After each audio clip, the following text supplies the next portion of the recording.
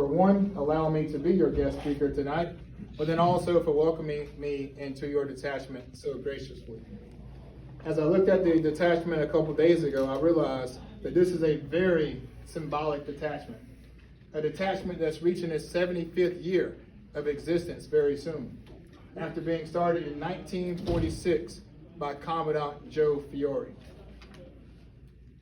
I would also like to say a special thank you to all the thousands of Marines that have stood before us and allowed us this opportunity to come together and just celebrate the Marine Corps birthday. Last but not least, I send a special thank you in advance to those young men and those young women that will born the title United States Marine. These are our sons, our daughters, our grandchildren, our nieces, and our nephews. There's no doubt about it that the battles that they're going to face in the future are going to be in domains that we've never experienced before. However, the warrior ethos of a United States Marine guarantees their success in all future encounters. As we talk about the Marines that went before us, we're talking about those men and women that fought ferociously in the trenches of World War I. We're talking about those ones that fought on Mount Suribachi in World War II.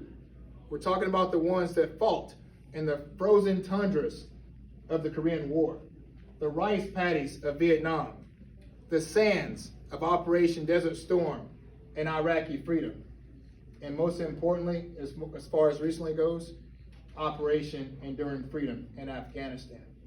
Those are the warriors that have paved the path and given us the opportunity to be here tonight as Marines. A couple nights ago, when I introduced myself, I gave a quick bio, and you see the bio in front of you tonight. One thing I never mentioned was, how did I end up on those infamous yellow footprints of Parris Island? The thing about it is up until my sophomore year, my plans were to join the United States Army. But my sophomore year of high school, I sat inside of a classroom as a JROTC student, and we did a military career day. Each branch stood up in front of us and gave their individual spills about what made their service so unique to everyone else. It was interesting because each recruiter talked about college, they talked about money, and they talked about the joys that they could offer us. But one particular Marine, Staff Sergeant Christopher Humphreys, he stood in front of us in his dress blues. And he didn't talk about all those things. He didn't talk about the tangibles. He talked about things like, what is it that makes you think you can actually be a United States Marine? Can you even be one of us? So without question, I knew at that very moment that I was going to become a United States Marine and accept the challenge. I'm willing to bet if I took a poll and asked each of you, do you remember why you joined the Marine Corps? The answer would be yes. I'm also willing to bet if I ask you, do you have fond and also miserable memories of your experiences in the Marine Corps? We would all laugh and chuckle, just like some of you are doing right now. My story began on June 7th, 2001. At about 1800, I pull up in front of the receiving building of Parris Island. You might not know the rap group, R&B group, 112, but they were playing on the radio. And I can see the shadow of a short and stocky drill instructor. His name was Sergeant Linquist. He comes marching out, his cover pulled down. You could barely see the corner of his eyes because it was pulled down so low. And he rushed us to get off that bus and to get on the yellow footprints. Who remembers that moment right now? We can all remember it just like it was yesterday. Now, typically, once I do a speech as a sergeant major on active duty, there are certain protocols, right? There are certain things that I can and can't say. But I think I can say almost whatever I want to tonight since I'm retired, right? So I promised somebody earlier that I would take you all down memory lane. And if you can just bear with me for 1 second, I want to remind you of a speech that you got on those infamous yellow footprints. Say it one more time for me. Oh, Lord. Yeah, oh, Lord, here we go. Sit up straight, look at me now. My name is Sergeant Major Thomas. On behalf of the Commanding General, Brigadier General Fabier, welcome to Parris Island. You should be standing at the position of attention That means your heels are on line and touching. Your feet are spread apart equally to form an angle of 45 degrees. Your legs are straight but not stiff at the knees. Your hips and shoulders remain square to the front. Your arms should hang naturally. Your fingers are curled with your thumbs along your trouser seams. Your chest is slightly lifted. Your head nods are straight to the front, and your mouth is shut. I'll say it again. Your mouth is shut. For this is the only position from which you will speak to any Marine or sailor aboard this depot. As a civilian, you were subject to civilian laws. As a United States Marine Corps recruit, you are also subject to the Uniform Code of Military Justice.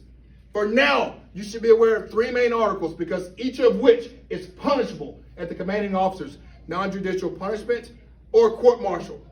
First, Article 86, unauthorized absence. You will be where you're told to be, when you're told to be there, and without a question of authority. Second, disobedience of a lawful order. You will do what you're told to do, when you're told to do it, how you're told to do it, and as quick as you possibly can. Last but not least, Article 92, disrespect. Disrespect, whether it be through words, facial expressions, or gestures, will not be tolerated. To your right is the receiving center. Here you will be introduced to your receiving drill instructors. They will spend the next 3 to 4 days with you. At the end of this week, you will be turned over to a team of drill instructors, and they will lead you through your remaining 12 weeks of training.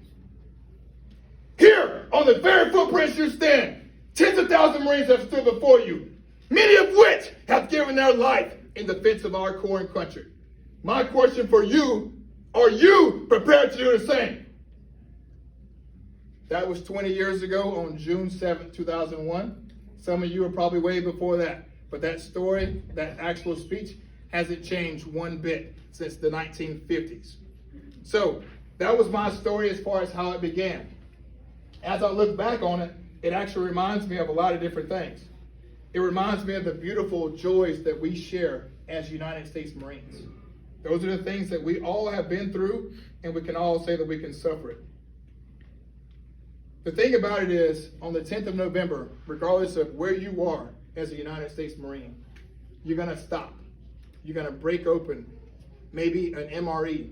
You're going to break open a beer, something like that, and you're going to just pick up the phone, as the Commandant mentioned, and just give a call to a fellow brother, a fellow sister, and say, happy birthday. Those are the things that we celebrate as Marines, and that is why we are so symbolic, and our brotherly and sisterly love goes so far.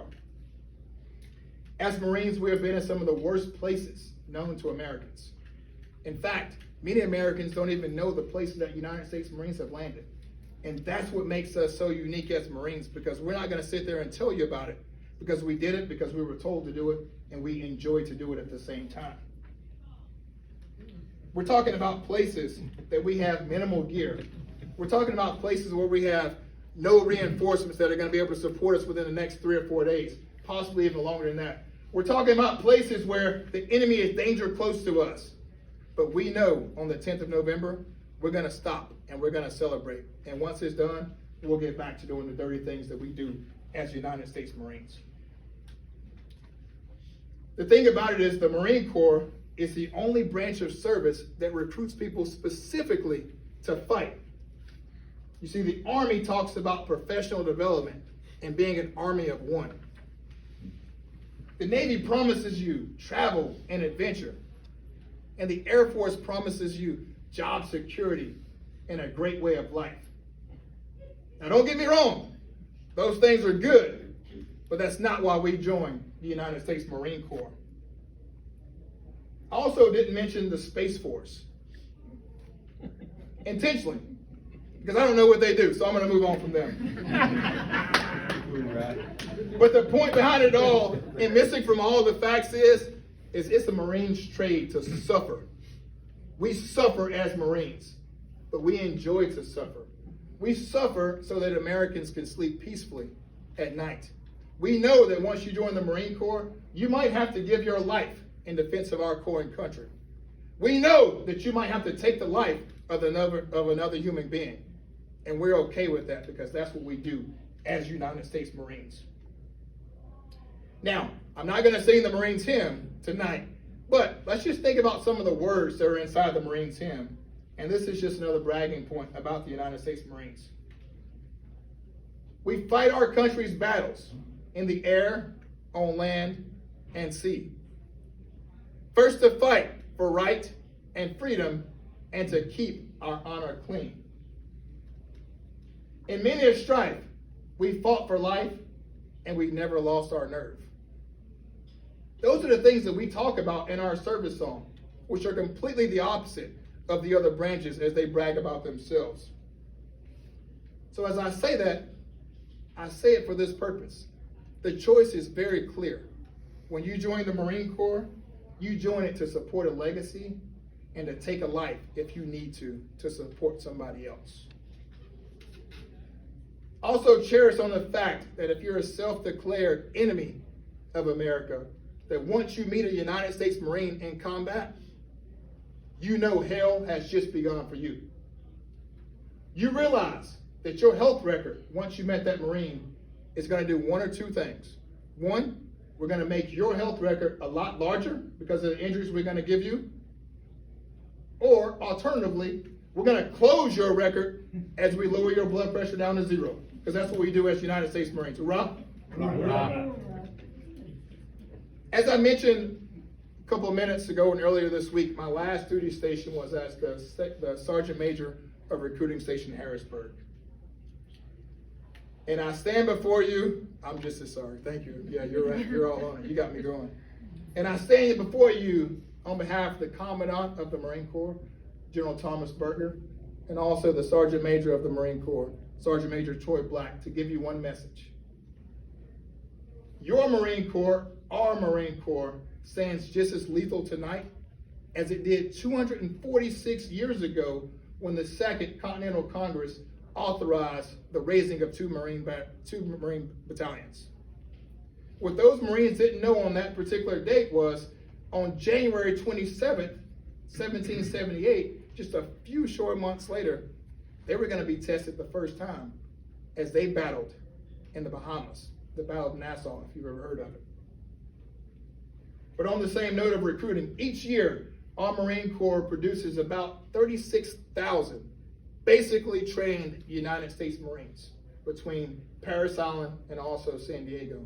The purpose of that is to replace the almost 32,000 that we lose each year. Now, when we look at that 36,000, we're talking between two regions led by a one-star general, East Coast and West Coast. We're talking about 6 Marine Corps districts led by a full-bird colonel, and also 48 recruiting stations led by majors that are actually considered the second most competitive selection board in the Marine Corps, only second to selection to a brigadier general. As I did some research a couple of days ago and talked to the commanding officer at Recruiting Station Albany, I asked him, how many Marines did you produce in Albany last year? Who wants to take a random guess at that number? Albany, New York, which services this area. How many would you say? 200. 200, sir? Okay, one more number, please. Probably hit about 400. 400 and 1,000. It was 685 out of those 48 recruiting stations. Albany, New York produced 685 United States Marines. Now let's think about that for a second. The Marine Corps Rifle Squad is tasked to locate, close with, and destroy the enemy by fire and maneuver, or repel the enemy's assault by fire in close combat. They have 13 Marines. A Marine rifle company has 170 Marines. That means that Recruiting Station Albany produced just over 4 rifle companies themselves alone. United States embassies, their service to support classified material and also the safeguard of personnel. Minimum of 6 Marines. When you go back to the initial footprint that helped secure the embassy and do the non-combative evacuation operation in Afghanistan, Kabul, Afghanistan, back in August, that was about 2,000 Marines on the initial footprint. Just over a third of those could have been supported by just the Marines that came from Recruiting Station Albany. The reason I say that stuff is because it puts it in perspective.